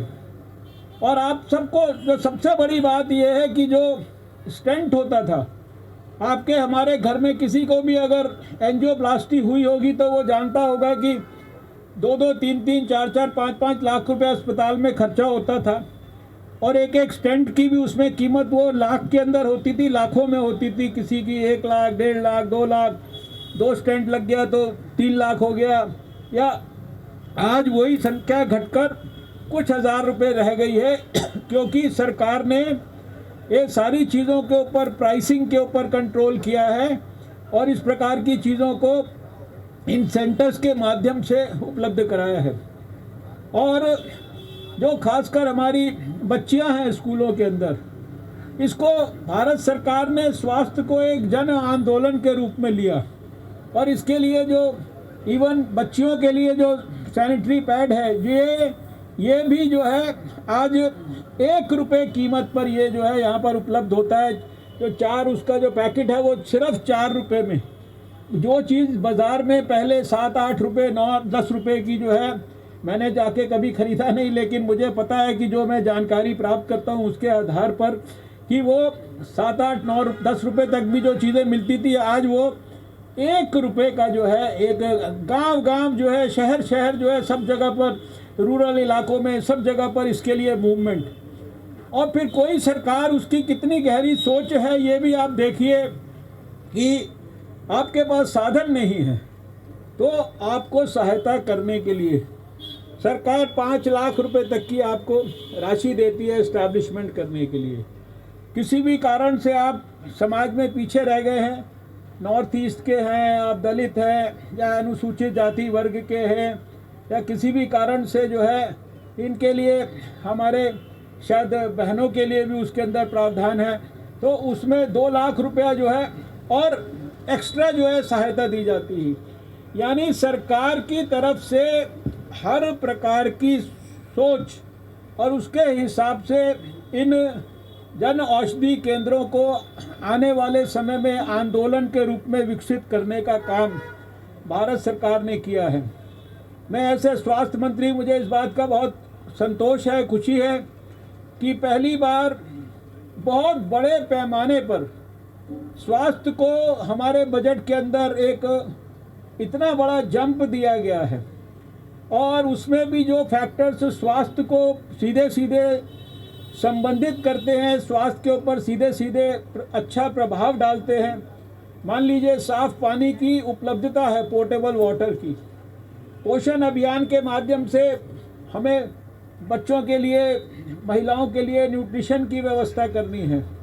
इसी प्रकार से हमारे को जो है, जो सफाई के बारे में, सैनिटेशन के बारे में जो है, जो योजनाएं हैं, ऐसी सारी चीज़ों के अंदर मिलाकर और 2 लाख से भी ज़्यादा करोड़ का जो है इस बार प्रावधान किया गया। 137% का जो है बजट के अंदर एक्स्ट्रा प्रावधान किया गया है। कोविड के अंदर जो भी हमने लेसन सीखे उनको ध्यान करके देश में ग्रास रूट लेवल तक, ब्लॉक लेवल तक जो है हमारे को डायग्नोसिस के लिए लेबॉर्ट्रीज़ को क्रिएट करना, क्रिटिकल केयर सेंटर्स को क्रिएट करना। अभी जो एक लेबॉर्ट्री हमारी थी NIV पुणे, उस लेबॉर्ट्री में जो टेस्ट होता था शुरुआत में कोविड में, ऐसी 2400 से ज़्यादा हमने लेबॉर्ट्री की, लेकिन पूरे भारत में उस स्तर की एक लेबॉर्ट्री थी। अब आने वाले सालों में हम सारे देश के अंदर हर जगह पर उस प्रकार की 5 क्रिएट करने जा रहे हैं। दिल्ली में जो national centre for disease control था, जिसने कि पूरे देश के अंदर लाखों लोगों का सर्वेलेंस और ये सारा कुछ किया कोविड में, ऐसे सारे देश के अंदर हम लोग 5 स्थानों पर सेंटर क्रिएट करने वाले हैं। तो जो प्रधानमंत्री जी ने भी कहा कि प्रधानमंत्री आत्मनिर्भर स्वास्थ्य योजना जो है स्वास्थ्य के लिए, इस संदर्भ में भी बड़े पैमाने पर यानी अगले 5-6 साल में अलग से 64,000 करोड़ रुपए का प्रावधान किया गया है। वैक्सीन्स के बारे में मैंने आपको अभी जिक्र किया है, कोविड के खिलाफ जंग के बारे में मैंने आपको जिक्र किया है, और जितने भी प्रधानमंत्री जी ने प्रोग्राम किए, मुझे पता है कि अगर 10-12 करोड़ टॉयलेट्स देश के अंदर बने हैं तो उसके कारण जो हमारी बहनों को गांव में, रूरल एरियाज़ में जो सुविधा प्राप्त हुई है, उनको जो अपनी प्राइवेसी को और इन सब विषयों को ठीक प्रकार से हैंडल करने का मौका मिला है। इसके कारण बहुत सारी ऐसी जो संबंधित बीमारियां हैं, कैंसर, सर्विक्स है, दूसरी चीज़ें हैं, उनके इंसिडेंस के अंदर कमी आई है। सैनिटेशन का जो हमारा मिशन है, जो स्वच्छ भारत का जो आंदोलन हुआ, अभी जो जल के लिए आंदोलन इतना बड़ा शुरू हुआ है, इन सब के कारण स्वास्थ्य में बहुत बड़ा जो है एक प्रकार से जिसे कहते हैं ना रेवोल्यूशनरी परिवर्तन उसके अंदर आने वाला है। अभी उन्होंने गैस के सिलेंडर के बारे में बात किया। अब ये करोड़ों हमारी बहनों को, जो गरीब बहनों को गैस का सिलेंडर की फैसिलिटी मिली, उसके कारण जितने फेफड़े की बीमारियां, छाती के अंदर जो है कोई कैंसर होता था, टीबी की बीमारी बढ़ती थी, सांस लेने की बीमारी बढ़ती थी, ये सारी चीज़ों के अंदर बहुत बड़ा परिवर्तन आया है। तो मैं आज के इस अवसर पर मैं सभी अपने जो हमारे प्रधानमंत्री जी के नेतृत्व में जितने भी लोग इस आंदोलन को आगे बढ़ाने के लिए अपना योगदान कर रहे हैं, और इसके साथ साथ मैं अपील करना चाहता हूं लोगों से भी, जनता से भी, कि इस सुविधा का आप भरपूर इस्तेमाल करिए। Even all India institute of medical sciences, इतने सारे जो हमने बनाए हैं, सबके अंदर जन औषधि स्टोर, मैंने बताया नागालैंड के अंदर प्राइमरी हेल्थ सेंटर के अंदर जो है जन औषधि स्टोर, यानी इतनी स्थान पर ये फैसिलिटीज़ जो है क्रिएट की गई हैं। और जैसा कि प्रधानमंत्री जी ने भी कहा कि हेल्थ सेक्टर में बहुत बड़ा रेवोल्यूशनरी परिवर्तन हो रहा है। 157 मेडिकल कॉलेजेस तो पिछले 6-7 साल में अलग अलग व्यवस्था के तहत जो है उनका डेवलपमेंट हो रहा है। एक एम्स, जिसको 1 से 6 एम्स अटल बिहारी वाजपेयी जी ने किया, आज नरेंद्र मोदी जी के समय में वो संख्या 22 तक आ गई है। और फिर आज जो आयुष्मान भारत के तहत गरीब आदमी हिंदुस्तान के किसी भी शहर में, किसी भी 24,000 प्राइवेट और सरकारी अस्पताल हैं, बड़े से बड़े, कहीं पर भी गरीब आदमी जेब में एक उसके फूटी कौड़ी नहीं है तो भी वो अपना सिर्फ आइडेंटिटी है, फ़ोन नंबर है, अपना मोबाइल नंबर उसको पता है, उसी के आधार पर, सारी आधार के आधार पर उसकी आइडेंटिटी हो जाती है, उसका एडमिशन हो जाता है, बड़े से बड़ा उसका वहाँ पर ऑपरेशन हो जाता है। 1,70,00,000 से ज़्यादा ऐसे जो है देश के अंदर एडमिशन्स हो चुके हैं। 1.5 लाख स्थानों पर health and wellness centres create हो रहे हैं देश के अंदर। तो आज का दिन हम सबके लिए बहुत महत्वपूर्ण है, मैं आप सबके माध्यम से देश के सभी हमारे नागरिकों के उत्तम स्वास्थ्य की कामना करता हूं। जन औषधि केंद्र के द्वारा बांटी जाने वाली दवाई जो 50% से 90% तक सस्ती है, जो सर्जिकल जो इक्विपमेंट है या सर्जिकल जो भी एसेसरीज हैं, जो भी आवश्यक चीज़ें वहाँ उपलब्ध हैं, उनका हम सब भरपूर इस्तेमाल करें। और अंत में एक बात और मैं कहना चाहता हूँ, मैंने कार्यक्रम में भी देखा कई लोगों को और मैंने स्क्रीन पर भी देखा कई लोगों को जिन्होंने ये गलतफहमी पाल ली है कि भारत ने कोविड को बहुत अच्छी तरह से कंट्रोल किया है। दुनिया में हमारा 97-98% के बीच में रिकवरी रेट हो गया है, 1.41% फैटेलिटी रेट हो गया है, 10 लाख से ज़्यादा हम लोग हर रोज़ टेस्ट करते हैं। वैक्सीन हमने देश के लोगों के लिए 2 उपलब्ध करा दी हैं। 6-7 वैक्सीन पर और ज़्यादा क्लिनिकल ट्रायल हो रहा है, वो भी आने वाले समय में धीरे धीरे आएंगी। और 1-2 करोड़ से ज़्यादा लोगों को हमने वैक्सीन लगा दी है। हर 60 साल से ऊपर वाले को वैक्सीन लगने के लिए सब जगह पर संभावना हो गई है। हर यंग बीमार आदमी के लिए भी 45 साल से 59 वाले के लिए व्यवस्था हो गई है। आसपास के हर सरकारी और हर प्राइवेट अस्पताल में सब व्यवस्था हो गई है। अब हमको मास्क लगाने की ज़रूरत नहीं है। तो हाथ जोड़कर आपको बार बार कहना चाहता हूँ, बीजेपी के आप कार्यकर्ताओं को, RWA के लोगों को कहना चाहता हूँ, इस गलतफहमी में मत रहिए। अगर आप लापरवाही बरतेंगे तो कोविड जो है, आज अगर महाराष्ट्र में, केरल में कोविड के केसेस फिर से बढ़ने शुरू हुए हैं तो वो कोई वायरस की वजह से नहीं बढ़ रहे हैं, वो लोगों के द्वारा की जाने वाली असावधानी के कारण बढ़ रहे हैं, उनके कारण रिलैक्स होने के कारण बढ़ रहे हैं। और इसलिए अभी आपने कल देखा होगा दिल्ली के अंदर भी उसने बताया कि पिछले कई दिनों के मुकाबले केस ज़्यादा थे। तो अगर हमने लापरवाही की और ये कोविड एप्रोप्रिएट बिहेवियर नहीं आपने अपनाया, अगर ये मास्क लगाना, देखिए मेरे को भी पहली डोज लग चुकी है लेकिन मास्क लगाना तो मैंने बंद नहीं किया। और ये बहुत ज़रूरी है, मास्क भी लगाइए, 2 गज की दूरी भी जितना संभव है उसको बना के रखिए, अपने हाथों को साबुन से धोते रहिए और जन आंदोलन के रूप में अपने घर में, अपने परिवार में, अपने मित्रों में, अपने रिश्तेदारों में, अपनी NGO में, RWA में लोगों को कोविन प्लेटफॉर्म पर रजिस्टर कराकर और वैक्सीन लगवाने के काम को तेज़ी से आगे बढ़ाइए। देश भर के लोगों के लिए पूरी वैक्सीन की उपलब्धता आपको पता होना चाहिए, चाहे वो सरकारी अस्पताल में है, चाहे प्राइवेट अस्पताल में है, चाहे वो तमिलनाडु में है, चाहे वो अरुणाचल प्रदेश में है, चाहे वो गुजरात में है, चाहे वो जम्मू कश्मीर में है या लद्दाख में है।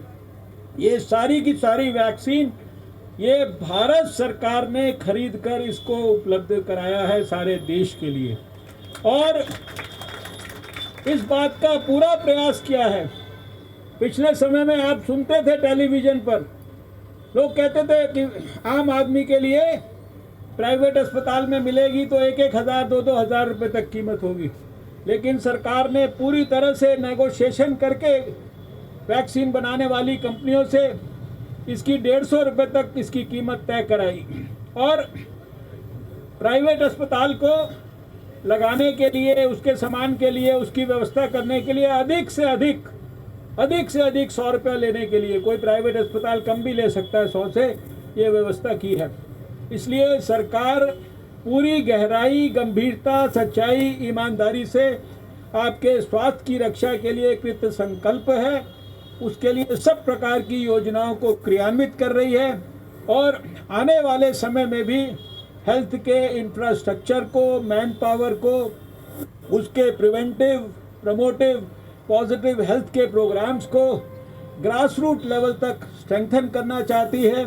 वो आने वाले समय में टीबी जैसी बीमारी को 2025 तक समाप्त करना चाहती है, वो लेप्रोसी से मुक्ति चाहती है। और इसलिए आप सबको पूरा जागरूक होकर इन सब स्वास्थ्य के जन आंदोलनों में भाग भी लेना है, अपना योगदान भी करना है। और जैसा प्रधानमंत्री जी ने कहा कि फिट इंडिया मूवमेंट के तहत अपने को स्वस्थ रखने के लिए दवा की ज़रूरत ही ना पड़े, उसके लिए फिज़िकल एक्टिविटी करना, भागना, दौड़ना, चलना, जिम में जाना और इसके साथ साथ जो है योग करना, जिसको कि अंतर्राष्ट्रीय आंदोलन बना दिया है, मेडिटेशन करना, और साथ में फिट इंडिया के साथ ईट राइट इंडिया, ठीक प्रकार का संतुलित साफ सुथरा भोजन करना, सही मात्रा में करना, ये भी बहुत आवश्यक है। और मुझे पूरा विश्वास है कि आप सब लोग इन बातों पर ध्यान देंगे। हमारे कार्यकर्ता इसके लिए स्वयं भी स्वस्थ होने के लिए अपना कंट्रीब्यूशन करेंगे और इसके साथ साथ अपने अपने क्षेत्र में इसका जन आंदोलन विकसित करेंगे। इस इच्छा विश्वास के साथ आप सबको मैं आज के इस अवसर पर प्रधानमंत्री नरेंद्र मोदी जी की ओर से ढेर सारी शुभकामनाएं देता हूं। आपकी स्वास्थ्य की बेहतरी के लिए भगवान से प्रार्थना करता हूं। आप आज के इस कार्यक्रम में आए हैं, इसके लिए आप सबका बहुत बहुत धन्यवाद। नमस्कार, जय हिंद, भारत माता की जय।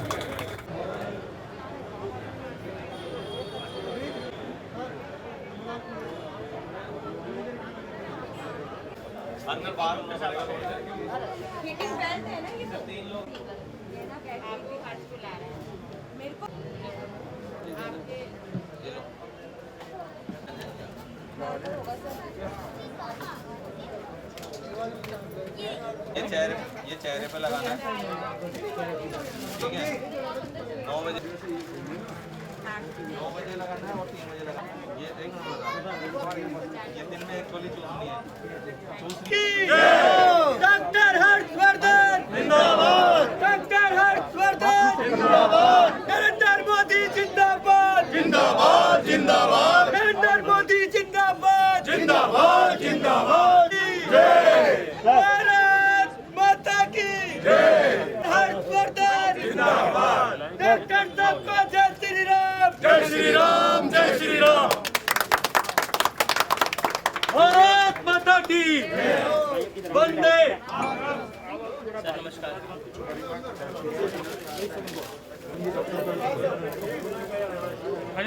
एक मिनट सर, एक सर, आइए आइए मेरे सर,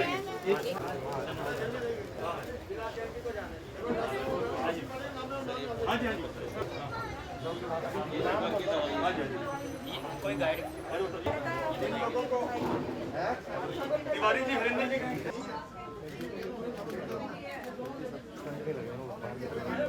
चलो चलो चलो चलो चलो चलो।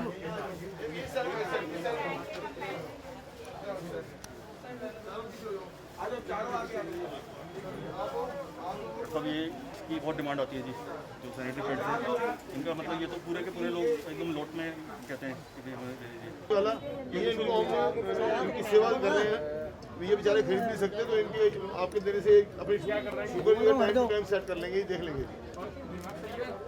आप चलिए, आप करेंगे सावित्री जी,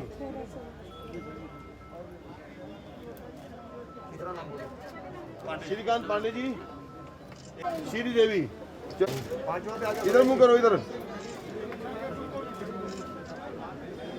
क्या नाम है जी? हाँ जी, आइए सुनीता जी।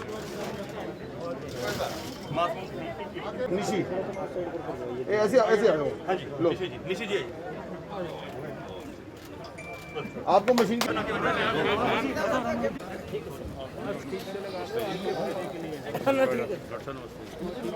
सब बढ़िया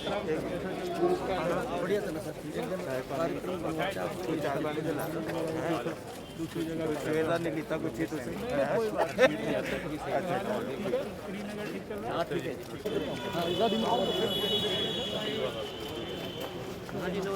भाई सिंह जी, आ जाओ हम लोग।